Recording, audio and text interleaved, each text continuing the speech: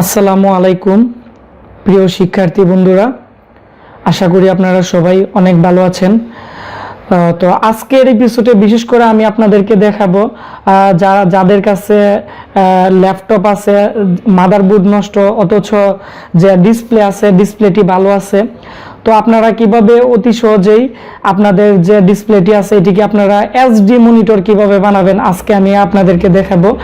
এবং ল্যাপটপের যে ডিসপ্লে আছে এ দিয়ে কিভাবে আপনারা মনিটর বানাবেন আমাদের এই চ্যানেলে অলরেডি একটি ভিডিও দেওয়া আছে। তো আজকের ভিডিওটি খুবই একটি স্পেশাল ভিডিও, কারণ আজকের ভিডিওটির মধ্যে বিশেষ করে এলসিডির মধ্যে যে বিশেষ করে ইনভার্টার থাকে, তো ওই ইনভার্টারটারই কিভাবে আপনারা বিশেষ করে এই মনিটরটির সাথে কাজে লাগাতে পারবেন। তো আমি আজকে এর পিন ডিটেলস সম্পর্কে আরও কিছু অ্যাডভান্স লেভেলের আলোচনা করব। তাহলে এ নিয়ে আমাকে এর আগে যারা প্রশ্ন করছেন যে আপনারা বানাতে পারতেছিলেন না বা বিভিন্ন সমস্যায় পড়ছেন, তো আশা করি এই বিষয়গুলো ক্লিয়ার হয়ে যাবে। আজকে আমাদের কম্পিউটার ল্যাবে বিশেষ করে ঢাকা থেকে আমাদের একজন ইউটিউব ফলোয়ার, ওনার নাম হচ্ছে আরিফ। তো উনি বিশেষ করে আমাদেরকে কুরিয়ার করে পাঠাইছে। বিশেষ করে আপনারা দেখতে পাচ্ছেন ডিসপ্লে। তো এই ডিসপ্লেটিকে আমরা অলরেডি এইচডি মনিটর বানিয়ে ফেলছি। তো আমরা কিভাবে বানাইছি আমি আপনাদেরকে ফুল ট্রাবল শুটিং দিব। তো আশা করি আমার এই ভিডিওটি শুরু থেকে একবারে শেষ পর্যন্ত মনোযোগ দিয়ে দেখবেন। তাহলে বিশেষ করে যারা ল্যাপটপের যে এলসিডিগুলো আছে এই এলসিডিগুলো দিয়ে আপনারা কিভাবে অতি সহজেই এইচডি আপনারা মনিটর বানাতে পারবেন আমি আপনাদেরকে দেখাবো। আর বিশেষ করে বন্ধুরা যারা আমাদের এই চ্যানেলে নতুন আছেন তারা অবশ্যই আমাদের এই চ্যানেলটি সাবস্ক্রাইব করে পাশে যে বেল আইকনটি আছে এটি অন করে দিবেন। তাহলে আমরা যত ধরনের ভিডিও আপলোড করব নতুন তো এইগুলো আপনারা ইউটিউব থেকে নোটিফিকেশন পাবেন। আর বিশেষ করে আমাদের এই চ্যানেলে যারা নতুন আপনারা হার্ডওয়্যার কাজ শিখতেছেন তারা অবশ্যই আমাদের যে আগের ভিডিওগুলো আছে বিভিন্ন সেকশন নিয়ে বা বিভিন্ন টপিকস নিয়ে, তো এগুলো যদি আপনারা দেখেন, বিশেষ করে আমাদের যে নতুন ভিডিওগুলো আমরা আমাদের এই চ্যানেলে দিব, তাহলে এগুলো আপনারা অতি সহজে বুঝতে পারবেন যে আমরা কিভাবে কাজ করতেছি বা আমরা কোন বিষয় নিয়ে আলোচনা করতেছি। তাহলে আমাদের যে আজকের ভিডিওটি আছে এখন আমরা এটি শুরু করব।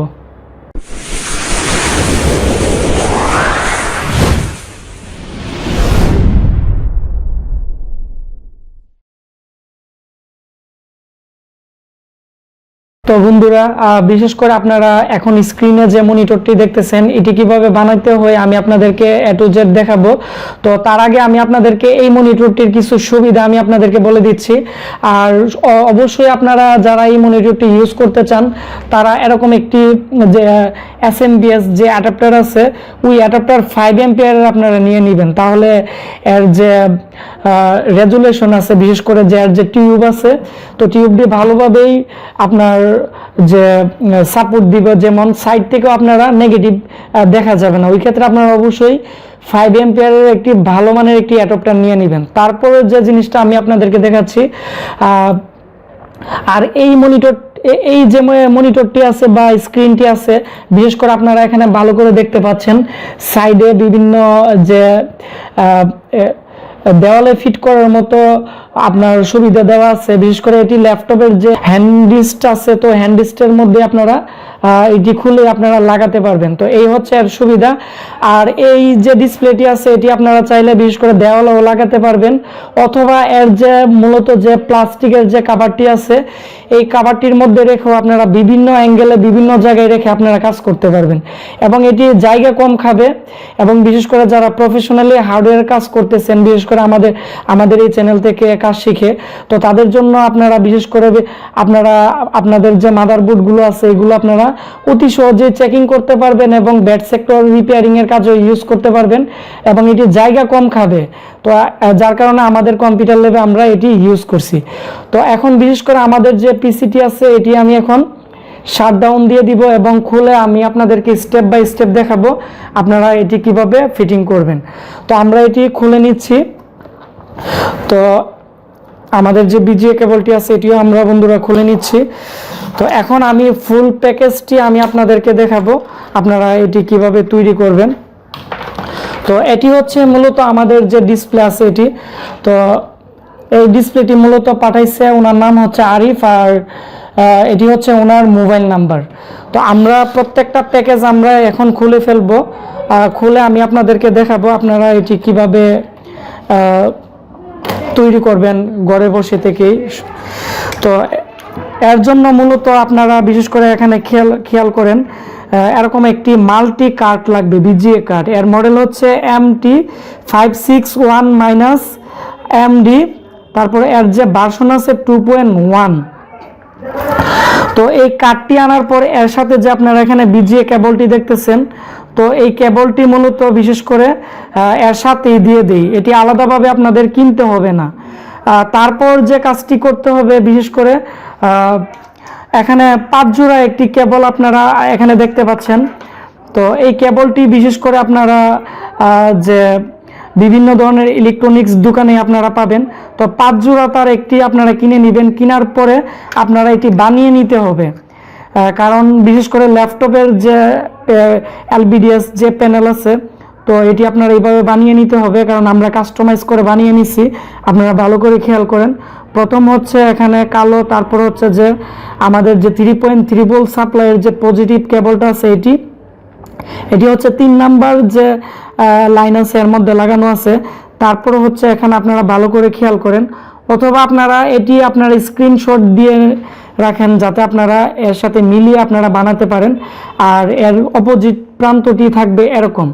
তো এই কেবলটি যদি আপনারা ভালোভাবে না তৈরি করতে পারেন, তাহলে কিন্তু আপনারা বিশেষ করে যে বিজিএ আউটপুট পাবেন না। তারপর যে গুরুত্বপূর্ণ বিষয় আছে, এটি আপনাদেরকে আমি দেখাচ্ছি। এরকম কানেক্টর কিনতে পাওয়া যায়, 12 ভোল্টের যে লাইনের যে চকেট আছে, ডিসি কানেক্টর। তো এই কানেক্টরটি আপনারা কিনে এখানে আপনারা ভালো করে খেয়াল করেন, এখানে আছে পজিটিভ একটি আর দুইটা হচ্ছে এখানে গ্রাউন্ড। তো এখানে সোল্ডারিং করার পর এখানে যে আমাদের যে কার্ডটি আছে, কার্ডের মধ্যে আপনারা ভালো করে খেয়াল করেন, নিচে লেখা আছে GND মানে গ্রাউন্ড, আর উপরে দুইটা হচ্ছে 12 ভোল্ট। তো আমরা উপরে দুইটার মধ্যে আমরা যে পাওয়ার কানেকশন আছে আমরা এটি আগে দিয়ে নিছি। দিয়ে দেওয়ার পর বিশেষ করে যে গুরুত্বপূর্ণ বিষয়টা, এটি হচ্ছে আমাদের এখানে আপনারা ভালো করে খেয়াল করেন যে ইনভার্টার যেটি আছে। তো ইনভার্টার মূলত এর সাথে প্রত্যেকটা বিশেষ করে যে এলসিডি ডিসপ্লে আছে ল্যাপটপের, প্রত্যেকটার সাথে এরকম একটি ইনভার্টার লাগানো থাকে, আর এখানে একটি প্যানেল থাকে। তো আমরা এটি মূলত প্রথমত এটি খুলে নিছি, এটি খুলে নিছি এজন্যই আমাদের যে এখানে যে কার্ডটি আছে এটির সাথে অ্যাডজাস্ট করার জন্য। আর এই কেবলটি কিনতে পাওয়া যায়, ঠিক আছে। এটি মূলত 10 টাকার মতো নিবে, আর এটি হচ্ছে আমাদের কম্পিউটার ল্যাবে আমরা 550 টাকা এই কার্ডটি আমরা সেল করে থাকি। তারপর আপনারা এখানে ভালো করে খেয়াল করেন, বিশেষ করে এই সেটিংটি আমাকে অনেকেই প্রশ্ন করছেন যে আপনারা এই সেটিংটি করতে পারেন না বিশেষ করে। তো এর হচ্ছে প্রথম যে দুইটা পিন আছে এখানে ভালো করে লেখা আছে যে 12 ভোল্ট।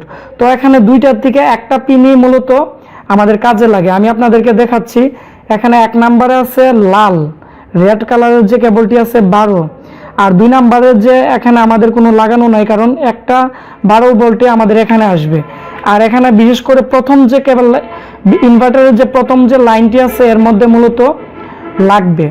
তারপর যে গুরুত্বপূর্ণ বিষয়টি আছে এটি হচ্ছে নেগেটিভ যে লাইনটি আছে বা গ্রাউন্ড হচ্ছে এখানে আমাদের মূলত সবার শেষের যে পিনটি আছে এটি। তো আমাদের সবার শেষের পিনটি এইদিকে আপনারা ভালো করে খেয়াল করেন, ইনভার্টারের মধ্যে এখানে সবার শেষে আমরা এখানে লাগিয়ে নিছি, এটি হচ্ছে মূলত গ্রাউন্ড। তারপরে যদি গ্রাউন্ড আপনারা না বের করতে পারেন, এখানে গ্রাউন্ডের মধ্যে ধরে মাল্টিমিটারের যেটির মধ্যে কন্টিনিউটি মোডের মধ্যে বিপ করবে ওইটি আপনারা বুঝতে পারবেন যে এটি গ্রাউন্ড। তারপরে যে বিষয়টা আপনারা এখানে দেখেন, মাঝখানে আমাদের দুইটা হলুদ বা ইয়েলো কালারের তার লাগানো আছে। তো এই দুইটা তারই সবচেয়ে গুরুত্বপূর্ণ। এখানে BL আছে, BL অন। তো BL অন যদি এখানে না আসে তাহলে কিন্তু এটি অন হবে না। তো এখানে মাঝখানে মূলত দুইটা হচ্ছে BL এর যে লাইন আছে এটি। তো এই দুইটা আপনারা এভাবে যদি লাগাতে পারেন তাহলে বিশেষ করে ল্যাপটপের যে ডিসপ্লে আছে LCD এর সাথে যে ইনভার্টারটা আছে এটি আপনারা ইউজ করতে পারবেন। তারপরে যে বিষয়টা এটি হচ্ছে আমি আপনাদেরকে দেখাচ্ছি। তারপরে হচ্ছে যে এই কেবলটি বানানোর পরে আপনারা কেবলটির মধ্যে এদিকে বিশেষ করে আপনারা দেখেন একটি ফুটা আছে, অথবা এখানে রেড কালারের একটি তার আছে, যেটি রেড কালারের তার, এটি হচ্ছে পজিটিভ।